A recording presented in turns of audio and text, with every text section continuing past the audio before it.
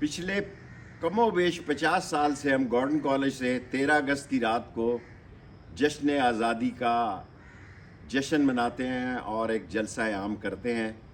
اس سلسلے میں کل میں نے راول پنڈی کے ڈپٹی کمشنر صاحب کو درخواست دی ہے